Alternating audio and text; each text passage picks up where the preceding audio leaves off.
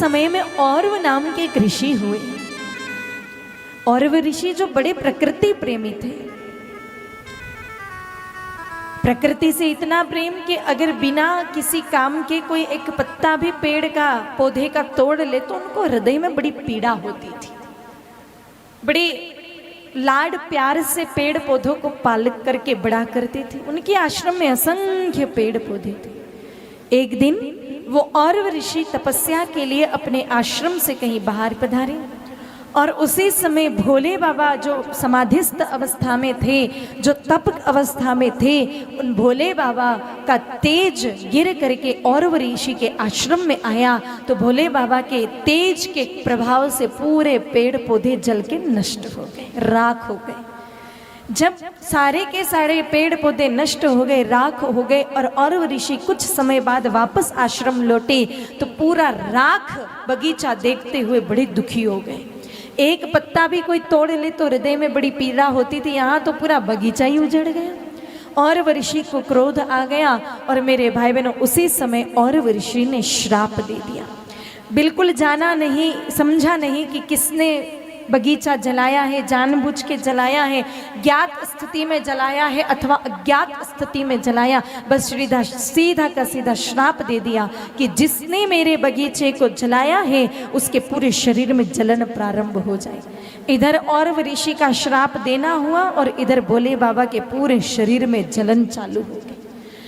पूरा शरीर दग्ध होने लगा, दाह ऐसी कि सहन नहीं होती। भोले बाबा परेशान हो गए।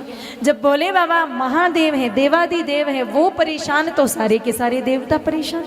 नाना यत्न प्रयत्न किए कि किसी प्रकार से भोले बाबा के शरीर की जलन मिटे, लेकिन किसी प्रकार से वो जलन मिटी नहीं। अंत में सब देवता आकर के और औरव ऋषि से समाधान पूछते हैं तो औरव ऋषि कहते हैं कि गाय माता इस संसार में एकमात्र प्राणी है जो श्राप मिटा सकती है।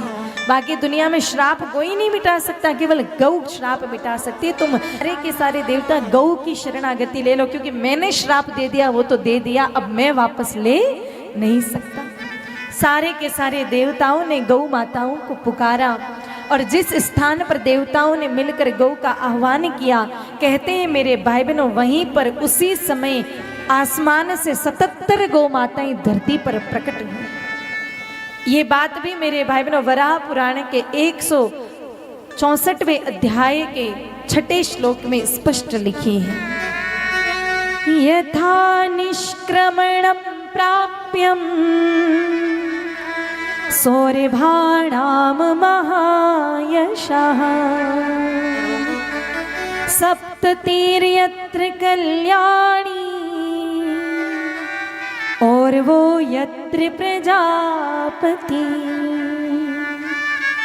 77 गौ माताएं प्रकट हुई। सभी देवताओं ने प्रार्थना की कि हे माँ, आप भोले बाबा के जलन को मिटाने का कोई उपाय बताइए। गाय माता ने अपने आप अपने थनों से दूध बहाना प्रारंभ किया। उस दूध को एक पात्र में लिया और वही दूध भोले बाबा के शरीर पर जब अभिषेक किया तो भोले बाबा का पूरे शरीर की दाह उसी समय समाप्त हो गई। भोले बाबा को बड़ा सुख मिला।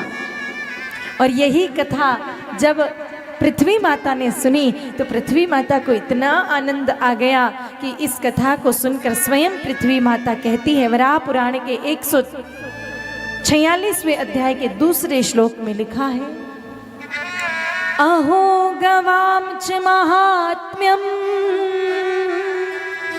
तव चैव महाप्रभो